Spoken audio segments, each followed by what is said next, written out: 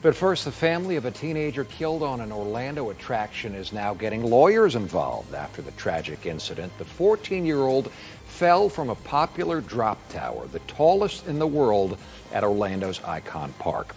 Now, state investigators are trying to figure out how this happened. Good evening to you. I'm Eric Von Anken. Thanks for joining us for News 6 at 7.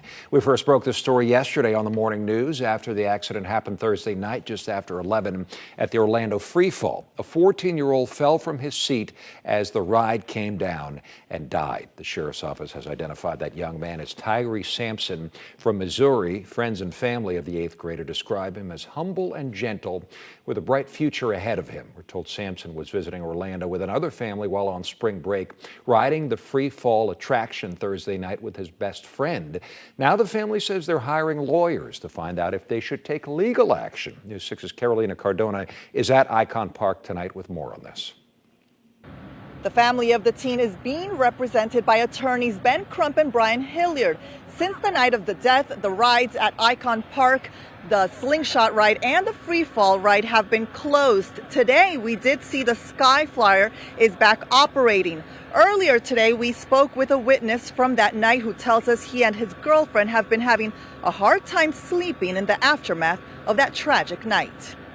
Just seeing that replaying over and over in my head, like, it's really rough. It's been a rough last couple of days for 20-year-old Montre Williams. He recalled Thursday night when 14-year-old Tyree Sampson lost his life after somehow falling out of his seat from the Icon Freefall ride. My first reaction, like, it felt like a dream. Like, I didn't think it was real until, like, I actually walked up to him. Montre says he was with his girlfriend standing in front of the ride as they watched guests get on. Nobody walked around to see if everybody was securely, locked in. Moments later, as the ride came back down, the next image he says he saw was the teen lying face down on the ground. He called me, he said, Mom, Mom, Mom, and frantic, so my heart is racing.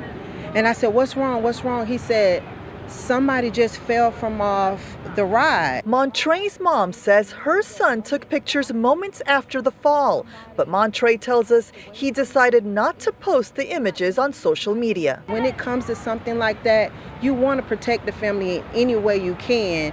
So I salute him for that because he saw a lot. A lot of respect for his family and also him. Both mom and son say they believe Tyree's death could have been prevented. I feel like all it takes is an extra second for someone to do an extra check, an extra tug, or just asking someone, how do you feel? The company that operates this ride says workers are responsible for checking lights on the restraint system to ensure they are properly secured. The ride will not ascend unless those harnesses are locked in.